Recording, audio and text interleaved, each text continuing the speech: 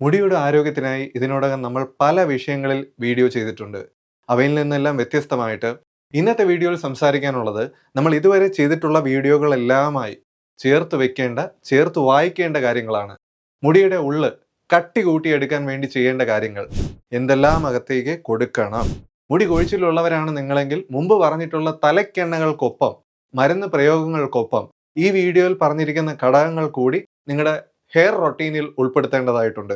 അതുപോലെ തന്നെ തലയിൽ പലതരത്തിലുള്ള ഡൈകൾ, പലതരത്തിലുള്ള ചായങ്ങൾ ഉപയോഗപ്പെടുത്തുന്നവരാണ് നിങ്ങളെങ്കിൽ, അതുപോലെ നമ്മൾ നേരത്തെ പറഞ്ഞിട്ടുള്ള ഹെർബൽ ഹെയർ ഡേയ്സ് പ്രിപ്പയർ ചെയ്ത് തലയിൽ ഉപയോഗിക്കുന്നവരാണ് നിങ്ങളെങ്കിൽ, കെമിക്കൽ ഹെയർ ഡേകൾ ഉപയോഗിക്കുന്നവരാണ് നിങ്ങളെങ്കിൽ, ഇത്തരം ചായക്കൂട്ടുകൾ ഉപയോഗിച്ച ശേഷവും മുടിക്ക് നിറവും കരുത്തും കൂടുതൽ കാലം നിലനിൽക്കുന്നതിന് വേണ്ടി ഈ വീഡിയോയിൽ പറഞ്ഞിരിക്കുന്ന കാര്യങ്ങൾ കൂടി നിങ്ങൾ ഉപയോഗപ്പെടുത്തുക.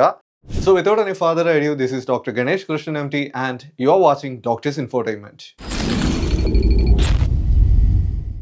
മുടിക്ക് ധാരാളം പോഷകങ്ങൾ ആവശ്യമാണ്.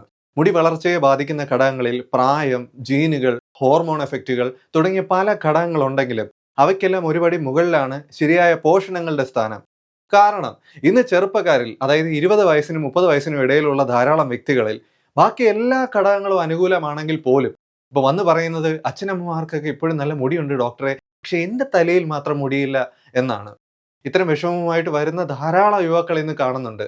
ഇവരിലൊക്കെ ഒരു രക്തപരിശോധന ചെയ്യുമ്പോൾ തന്നെ ബഹുഭൂരിപക്ഷം ആൾക്കാരിലും കാണപ്പെടുന്ന ഒരു പ്രധാന വിഷയമാണ് വൈറ്റമിൻ ഡെഫിഷ്യൻസി, വിറ്റാമിൻ കുറവ്. ഈ കുറവുകൾ പരിഹരിക്കുന്ന രീതിയിൽ സപ്ലിമെന്റുകൾ കഴിക്കുമ്പോൾ തന്നെ, അല്ലെങ്കിൽ ആഹാര രീതിയിൽ ഒരു ചേഞ്ച് കൊണ്ടുവരുമ്പോൾ തന്നെ അമിതമായിട്ടുള്ള മുടി കൊഴിച്ചിൽ കാരണം അവരിൽ അനുഭവപ്പെടുന്ന ബുദ്ധിമുട്ടുകൾ മാറി വരുന്നതായി കാണാറുണ്ട്. സോ നമുക്ക് വിറ്റാമിൻ ഘടകങ്ങളിൽ നിന്ന് തന്നെ ആരംഭിക്കാം. ഏറ്റവും പ്രധാനപ്പെട്ട വിറ്റാമിൻ എന്ന് പറയുന്നത് വിറ്റാമിൻ ഡി തന്നെയാണ്. വിറ്റാമിൻ ഡി ഈ അടുത്ത കാലത്താണ് നമ്മൾ മലയാളികൾക്കിടയിൽ ഒരു പ്രധാന ശ്രദ്ധാവിഷയമായി മാറുന്നത്. വിറ്റാമിൻ ഡിയുടെ ഒരു പ്രധാനപ്പെട്ട സ്രോതസ് മൃഗങ്ങൾ തന്നെയാണ്. അതായത് മനുഷ്യരുൾപ്പെടുന്ന മൃഗങ്ങൾ തന്നെയാണെന്ന് പറയുന്നതാണ് കുറച്ചും കൂടെ ശരി. ശരിയായി വെയിൽ കൊള്ളുമ്പോഴാണ് വിറ്റാമിൻ ഡി മൃഗങ്ങളുടെ ശരീരത്തിൽ ഉണ്ടായി വരുന്നത്. ഇന്നിപ്പോ ജോലി സംബന്ധമായിട്ട് അധികമായി വെയിൽ കൊള്ളുന്ന ആളുകളല്ല മലയാളികൾ.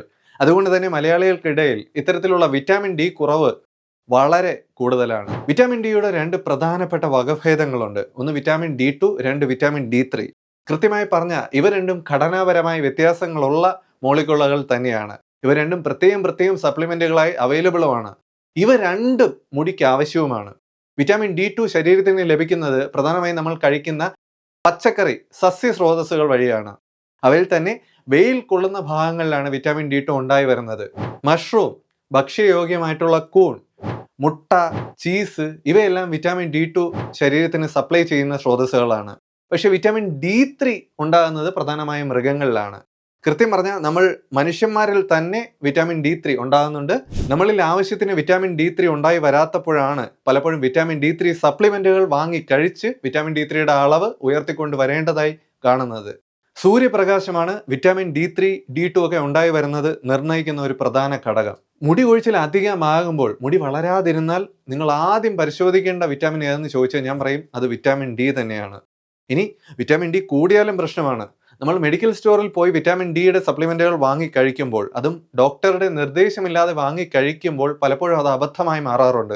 ഡോക്ടറുടെ നിർദ്ദേശപ്രകാരം നിശ്ചിത കാലത്തേക്ക് മാത്രമേ നിങ്ങൾ വിറ്റാമിൻ ഡിയുടെ ടാബ്ലറ്റ് കഴിക്കാൻ പാടുള്ളൂ. വിറ്റാമിൻ ഡി ഒരു ഫാറ്റ് സോലബിൾ വിറ്റാമിൻ ആണ് എന്നുള്ളത് കൊണ്ട് തന്നെ, വെള്ളത്തിൽ അലിയുന്നതല്ല, ഒരു ഫാറ്റ് സോലബിൾ വിറ്റാമിൻ ആണ് എന്നുള്ളത് കൊണ്ട് തന്നെ അധിക അളവിൽ കഴിക്കുമ്പോൾ 80 നാനോഗ്രാമിന് മുകളിലേക്ക് പോകുന്നതിനും കിഡ്നി സ്റ്റോൺ, മസിൽ പെയിൻ തുടങ്ങിയ പലതരം പ്രയാസങ്ങൾ ശരീരത്തിൽ ഉണ്ടാവുന്നതിനും വഴിയൊരുക്കാറുണ്ട്. സപ്ലിമെന്റുകൾ മാറ്റി നിർത്തിയാൽ മുട്ട, കൂൺ ഇവയെല്ലാം തന്നെ വിറ്റാമിൻ ഡി ശരീരത്തിൽ കൂട്ടിക്കൊണ്ടുവരാൻ സഹായിക്കുന്ന ഘടകങ്ങളാണ്. പക്ഷെ പ്രത്യേകം ശ്രദ്ധിക്കുക, ഇവിടെ ഒരു ചെറിയ പ്രശ്നമുണ്ട്. മുട്ടയുടെ മഞ്ഞയാണ് വിറ്റാമിൻ ഡിയുടെ നല്ലൊരു സ്രോതസ്, മുട്ടയുടെ വെള്ളയല്ല. കൊളസ്ട്രോൾ പ്രശ്നങ്ങൾ ഇല്ലാത്തവർക്ക് മുട്ടയുടെ മഞ്ഞ കൂടി ഉൾപ്പെടുത്താം. കുട്ടികൾക്ക് മുട്ടയുടെ മഞ്ഞ കൊടുക്കുന്നത് ഇതുകൊണ്ടൊക്കെ തന്നെ നല്ലതാണ്. അതുപോലെ തന്നെ മറ്റൊരു പ്രധാനപ്പെട്ട ഘടകം വിറ്റാമിൻ D3 ശരീരത്തിൽ ഉണ്ടായി വരുന്നതിനായി നിങ്ങൾ 11 മണി മുതൽ 3 മണി വരെയുള്ള വെയിലാണ് ഒരു 10 മിനിറ്റ് ദിവസവും കൊള്ളേണ്ടത്. അല്ലാതെ രാവിലെയുള്ള ഇളം വെയിലോ വൈകുന്നേരങ്ങളിലുള്ള ഇളം വെയിലോ കൊള്ളുന്നത് കൊണ്ട് വിറ്റാമിൻ D3 വേണ്ട രീതിയിൽ ശരീരത്തിൽ ഉണ്ടായി വരുന്നില്ല എന്നാണ് ഇന്ന് ലേറ്റസ്റ്റ് ആയിട്ടുള്ള പഠനങ്ങൾ സൂചിപ്പിക്കുന്നത്. അടുത്തത് സംസാരിക്കാനുള്ളത് വിറ്റാമിൻ ബി കോംപ്ലക്സിനെ കുറിച്ചാണ്. വിറ്റാമിൻ ബി കോംപ്ലക്സിൽ B1, B2, B3, B5, B6, B9, B7, B12 ഇതൊക്കെ ഉൾപ്പെട്ടിട്ടുണ്ട്. ഇവയിൽ B7, B5, B12 ഇവ മുടിയുടെ വളർച്ചയ്ക്ക് വളരെ സഹായകരമായി പ്രവർത്തിക്കുന്ന വിറ്റാമിനുകളാണ്. വിറ്റാമിൻ B7 ആയ ബയോട്ടിൻ മുടിയുടെ വളർച്ചയ്ക്ക് വളരെ പ്രാധാന്യമേറിയ ഒരു സ്രോതസ്സാണ്. പയർ, ബീൻസ്, മധുരക്കിഴങ്ങ്, ഇലക്കറികൾ, മത്സ്യം, മുട്ടയുടെ മഞ്ഞയോടുകൂടി കഴിക്കണം. ഈസ്റ്റ് ചേർന്ന് പുളിപ്പിച്ചുണ്ടാക്കുന്ന ഭക്ഷണങ്ങൾ, അവക്കാഡോ, നട്ട്സ് തുടങ്ങിയ ഭക്ഷണ പദാർത്ഥങ്ങളൊക്കെ വിറ്റാമിൻ ബി കോംപ്ലക്സ് അടങ്ങിയിട്ടുണ്ട്. ഇവ ഒരു ബാലൻസ്ഡ് ആയിട്ടുള്ള അളവിൽ കൃത്യം അളവിൽ നിങ്ങളുടെ ആഹാരക്രമത്തിലേക്ക് ചേർക്കുക. ഈ കൊഴുപ്പ് ചേർന്ന ആഹാര പദാർത്ഥങ്ങൾ, പ്രോട്ടീൻ അധികമായിട്ടുള്ള ആഹാര പദാർത്ഥങ്ങൾ എങ്ങനെ എത്ര അളവിൽ കഴിക്കണം എന്നതിനെ കുറിച്ചുള്ള ഒരു വീഡിയോ ഞാൻ തയ്യാറാക്കിയിട്ടുണ്ട്. താല്പര്യമുള്ളവർക്ക് മുകളിലത്തെ ലിങ്കിൽ ഒന്ന് ക്ലിക്ക് ചെയ്താൽ ആ വീഡിയോ കാണാൻ സാധിക്കും.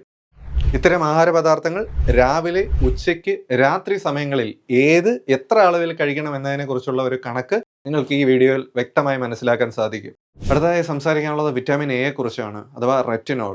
മുടി വളർച്ചയിൽ വിറ്റാമിൻ എ അല്ലെങ്കിൽ റെറ്റിനോൾ വളരെ പ്രധാനപ്പെട്ട ഒരു ഘടകമാണ്.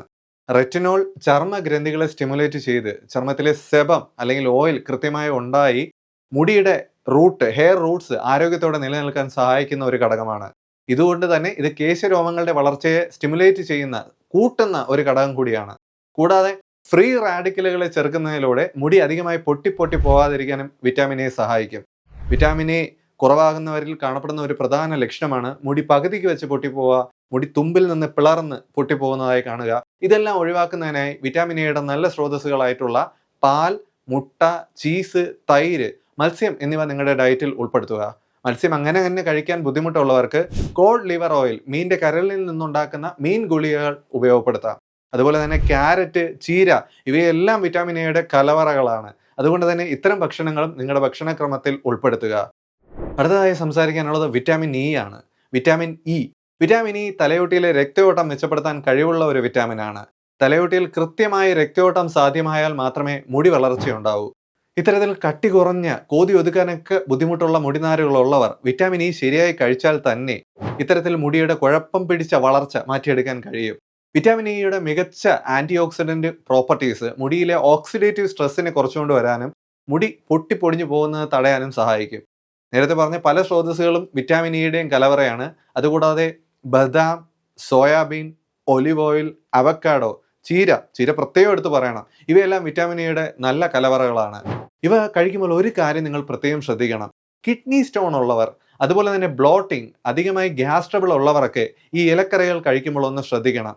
കൃത്യമായ ഒരു വൈദ്യനിർദ്ദേശം സ്വീകരിച്ച ശേഷം വേണം നിങ്ങൾ ഇലക്കറികളിലേക്ക് കടക്കാൻ. കാരണം ഇലക്കറികൾ ഭക്ഷണക്രമത്തിലേക്ക് ഉൾപ്പെടുത്തുമ്പോൾ ചിലപ്പോൾ അത് വയറിന്റെ അസ്വസ്ഥതകൾ കൂട്ടാനും അതുപോലെ കിഡ്നി സ്റ്റോൺ വഷളാക്കാനും കാരണമാകാറുണ്ട്. അതുപോലെ ഇന്ന് മലയാളികൾ പരിചയപ്പെട്ടു വരുന്ന ഒരു ഭക്ഷണ വിഭവമാണ് ബ്രോക്കോളി കഴിക്കുന്ന ശീലവും വളരെ നല്ലതാണ്.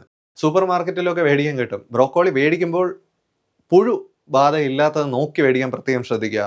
ഈ ബ്രോക്കോളി മേടിച്ച് നന്നായിട്ട് വേവിച്ച് സൂപ്പ് പോലെ ആക്കി നിങ്ങൾക്ക് കഴിക്കാം. ഇങ്ങനെ കഴിക്കുമ്പോൾ നിങ്ങൾക്ക് സൂപ്പ് തയ്യാറാക്കാൻ വേണ്ടി വേവിക്കാൻ വേണ്ടി ഉപയോഗിക്കുന്ന വെള്ളം കൂടി ആഹാരത്തിനൊപ്പം കഴിക്കാം.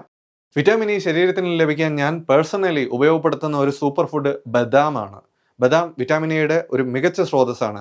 ഈ ബദാം, കപ്പലണ്ടിയൊക്കെ കഴിക്കുമ്പോൾ അവയുടെ തൊലി കളഞ്ഞ്, അതായത് രാത്രി ഒരല്പം എടുത്ത് വെള്ളത്തിലിട്ട് കുതിർക്കാൻ വെച്ച ശേഷം രാവിലെ എടുത്ത് തൊലി കളഞ്ഞ് കഴിക്കുന്നതാണ് പ്രായമായവർക്കും കുട്ടികൾക്കും ഗ്യാസിന്റെ പ്രശ്നമുള്ളവർക്കും എല്ലാം നല്ലത്. ഇനി മുടിയുടെ ആരോഗ്യത്തിന് വേണ്ടി പ്രത്യേകം ശ്രദ്ധിക്കേണ്ട ഒരു ഘടകമാണ് പ്രോട്ടീൻ. മുടി ഇഴകൾ നിർമ്മിച്ചിരിക്കുന്നത് തന്നെ കെരാറ്റിൻ എന്ന പ്രോട്ടീൻ കൊണ്ടാണ്. അതുകൊണ്ട് തന്നെ പ്രോട്ടീന്റെ അഭാവം വളരെ വേഗം മുടി കൊഴിച്ചിലിന് കാരണമാകും. ഇന്ത്യയിൽ നിലവിൽ ജനസംഖ്യയുടെ 80%തോളം വ്യക്തികളും പ്രോട്ടീൻ ഡെഫിഷ്യൻസിയോട് കൂടിയാണ് ജീവിക്കുന്നത്. ശരീരത്തെ സംബന്ധിച്ച് 1 കിലോ ബോഡി വെയ്റ്റിന് ഉദ്ദേശം 0.8 ഗ്രാം പ്രോട്ടീൻ ആവശ്യമാണ്. അതായത് 70 കിലോ ശരീരഭാരമുള്ള ഒരാളെ സംബന്ധിച്ച് ഉദ്ദേശം ദിവസവും 56 ഗ്രാം പ്രോട്ടീൻ ആവശ്യമാണ്. ഇന്ത്യക്കാരെ സംബന്ധിച്ച് ഇത് എന്നും ഒരു കിട്ടാക്കണക്ക് തന്നെയാണ്. അതുകൊണ്ട് തന്നെ ഇന്ത്യക്കാരിലെ മുടി കൊഴിച്ചിലിന് ഒരു പ്രധാനപ്പെട്ട കാരണമായി പ്രോട്ടീൻ കുറവ് നമുക്ക് കാണാൻ സാധിക്കും. മുട്ട, മാംസം, മത്സ്യം, ചീസ് ഇവയെല്ലാം തന്നെ പ്രോട്ടീന്റെ മികച്ച ഉറവിടങ്ങളാണ്. ഈ മാംസാഹാരങ്ങൾ കഴിക്കുന്നവർക്ക് അത്തരം സ്രോതസ്സുകൾ ഉപയോഗപ്പെടുത്താം. പക്ഷെ മാംസാഹാരം കഴിക്കാത്തവർക്ക് നിർബന്ധമായിട്ടും ബീൻസ്, പയറുവർഗ്ഗങ്ങൾ, പരിപ്പ് ഇവ പ്രോട്ടീന്റെ നല്ല സ്രോതസ്സുകളാണ്. ഇനി പ്രോട്ടീൻ ശരീരത്തിന് കൂടുതലായി ലഭിക്കാൻ പലരും പ്രോട്ടീൻ പൊടിയെ ആശ്രയിക്കുന്നുണ്ടെന്ന്. ഇതൊരു നല്ല കാര്യമാണോ എന്ന് ചോദിച്ചാൽ കഠിനമായിട്ട് വ്യായാമം ചെയ്യുന്നവർക്ക്, അതായത് ജിമ്മിലൊക്കെ പോയി വർക്കൗട്ട് ചെയ്യുന്നവർക്ക് പ്രോട്ടീൻ പൗഡർ ഒരു ഓപ്ഷൻ ആണ്. പക്ഷേ ദീർഘകാലത്തേക്ക് പ്രോട്ടീൻ പൗഡർ അധിക അളവിൽ ഉപയോഗിക്കുന്നത് പല പഠനങ്ങളിലും അത്ര നല്ലൊരു കാര്യമായി പുറത്തു വരുന്നില്ല എന്നതാണ് സത്യം. അതുകൊണ്ട് ദീർഘകാലത്തേക്ക് നിങ്ങൾ പ്രോട്ടീൻ പൊടി ഉപയോഗിക്കാതിരിക്കുക. പ്രോട്ടീന് നാച്ചുറൽ ആയിട്ടുള്ള സ്രോതസ്സുകൾ ധാരാളമായി ഉപയോഗപ്പെടുത്തുക. പ്രോട്ടീൻ പൊടികൾ ഉപയോഗിക്കുന്നവരാണെങ്കിൽ തന്നെ വേ പ്രോട്ടീൻ, അതും കൃത്രിമമായിട്ടുള്ള സ്റ്റീറോയിഡ് കണ്ടന്റുകൾ ചേരാത്ത വേ പ്രോട്ടീൻ തിരഞ്ഞെടുത്ത് ഉപയോഗിക്കുക. അതുപോലെ സേഫ് ആയിട്ട് ഉപയോഗിക്കാൻ കഴിയുന്ന മറ്റൊരു പ്രോട്ടീന്റെ സ്രോതസ്സാണ് സോയ് പ്രോട്ടീൻ. ഇതൊരു പ്ലാന്റ് ബേസ്ഡ് പ്രോട്ടീൻ ആണ്. ഇവ രണ്ടും എൻ്റെ നിരീക്ഷണത്തിൽ അത്ര അപകടകരമായിട്ടുള്ള പ്രോട്ടീൻ സ്രോതസ്സുകളല്ല. പക്ഷെ ഞാൻ വീണ്ടും ആവർത്തിക്കുന്നു, ദീർഘകാലത്തേക്ക് പ്രോട്ടീൻ പൗഡർ ഉപയോഗിക്കുന്നത് ഒഴിവാക്കുക. അയൺ, ഇരുമ്പ് ഘടകമായിട്ടുള്ള ആഹാരങ്ങൾ മുടിയുടെ ആരോഗ്യത്തിന് അത്യന്താപേക്ഷിതമാണ്. ഇതിനുവേണ്ടി നമ്മൾ പരിശോധിക്കുന്നത് സെറം ഫെറിറ്റിൻ ആണ്. സെറം ഫെറിറ്റിൻ പരിശോധിച്ചിട്ടാണ് രക്തത്തിലുള്ള അയണിന്റെ അളവ് നിശ്ചയിക്കുന്നത്. ഇത് കുറയുന്ന പക്ഷം ശരീരത്തിൽ ആവശ്യത്തിൽ ഇരുമ്പിന്റെ ഘടകം ഇല്ലെന്ന് മനസ്സിലാക്കാം. പക്ഷേ ഇത്തരത്തിൽ ബ്ലഡ് ടെസ്റ്റ് ചെയ്തിട്ട് ശരീരത്തിൽ അയണിന്റെ ഘടകം കുറവാണെന്ന് കണ്ട് അയൺ ടാബ്ലറ്റ്സ് മേടിച്ച് കഴിക്കുന്ന ശീലത്തിലേക്കൊന്നും കടന്നു കളയരുത്. സെറം ഫെറിറ്റിൻ അമിത അളവിലാകുന്നതും ശരീരത്തിന് ഹാനികരം തന്നെയാണ്. ഇരുമ്പിന്റെ അംശം കുറയുമ്പോൾ മുടിക്ക് എന്താണ് സംഭവിക്കുന്നതെന്ന് നമുക്ക് കുറച്ചുകൂടി വിശദമായിട്ട് നോക്കാം. ടീലോജൻ എഫ്ലൂവിയം എന്നൊരു കണ്ടീഷനുണ്ട്. നമ്മുടെ മാനസിക സമ്മർദ്ദം ഉണ്ടായി വരുന്നത് കാരണം മുടി കൊഴിച്ചിൽ ഉണ്ടാകുന്ന ഒരു കണ്ടീഷനാണിത്. ഇതിൽ തന്നെ അക്യൂട്ട് ടി ഉണ്ട്. മുടി ഇടയ്ക്കിടെ അമിതമായിട്ടുള്ള മാനസിക സമ്മർദ്ദം കൂടുന്ന സമയത്ത് അതിയായിട്ട് മുടി കൊഴിച്ചിൽ ഉണ്ടാകുന്ന ഒരു കണ്ടീഷനാണ് അക്യൂട്ട് ടി അഥവാ acute telogen effluvium. Chronic telogen effluvium കാലാകാലങ്ങളായി മാനസിക സമ്മർദ്ദം ഉയർന്നു നിൽക്കുന്നത് കാരണം ഉണ്ടാകുന്ന മുടി കൊഴിച്ചിലാണ്. ശരീരത്തിൽ ഇരുമ്പിന്റെ സാന്നിധ്യം കുറയുന്നത് ടീലോജൻ എഫ്ലൂവിയം പോലുള്ള കണ്ടീഷൻസ് രൂക്ഷമാക്കുന്നതായി പഠന റിപ്പോർട്ടുകൾ പുറത്തു വരുന്നുണ്ട്. അതുകൊണ്ട് തന്നെ ശരീരത്തിൽ ഇരുമ്പിന്റെ അളവ് പരിശോധിച്ചറിഞ്ഞ് കുറവാണെന്നുണ്ടെങ്കിൽ ഇരുമ്പിന്റെ അളവ് കൂടുതലുള്ള ഭക്ഷണ പദാർത്ഥങ്ങൾ കഴിക്കുക. ഇലക്കറികൾ, കിഡ്നിയുടെ ആകൃതിയിലുള്ള ചുവന്ന ബീൻസ്, കിഡ്നി ബീൻസ്, അതുപോലെ തന്നെ ചെറുപയർ, പംകിൻ സീഡ്സ്, ഇന്ന് പാക്കറ്റായിട്ട് വാങ്ങിക്കാൻ കിട്ടും പംകിൻ സീഡ്സ്, റെഡ് മീറ്റ് ആയിട്ടുള്ള ബീഫ്, മട്ടൺ, കടൽ മത്സ്യങ്ങൾ, ഇവയെല്ലാം തന്നെ ഇരുമ്പിന്റെ സ്രോതസ്സുകളാണ്. ഇനി ഈ ആഹാര പദാർത്ഥങ്ങൾ ഒന്നുകൂടി പരിശോധിച്ചാൽ നമുക്ക് മനസ്സിലാക്കാം, ഇവ ദഹനം അധികമായി വേണ്ട ഭക്ഷണ പദാർത്ഥങ്ങളാണ്. അധികമായിട്ട് കൊഴുപ്പ് കലർന്ന ആഹാരങ്ങളാണ്. അതുകൊണ്ട് തന്നെ എല്ലാവർക്കും ഒരേപോലെ ഉപയോഗപ്പെടുത്താൻ കഴിയില്ല. അത്തരം സാഹചര്യങ്ങളിലാണ് ഇപ്പോൾ ആയുർവേദത്തിലായാലും അലോപ്പതിയിലായാലും അയൺ ടാബ്ലറ്റ്സ് കൊടുക്കുന്നത്. ആയുർവേദത്തിലേക്ക് കടന്നു വരുമ്പോൾ നവായസം ഗുളികകൾ, ലോഹാസവം മുതലായ മരുന്നുകൾ നിശ്ചിത അളവിൽ ഇത്തരം കണ്ടീഷനുകളിൽ കൊടുക്കാറുണ്ട്.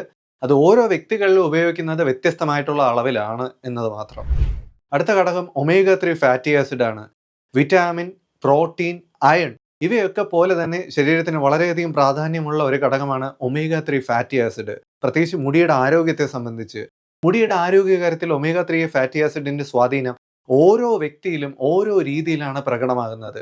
ചിലരിൽ ഇത് മുടിയുടെ കട്ടി കൂടുന്നതിന് സഹായകരമാകും. മറ്റു ചിലരിലാണെങ്കിൽ ഇത് മുടിയുടെ വളർച്ചയ്ക്കാണ് സഹായിക്കുന്നത്.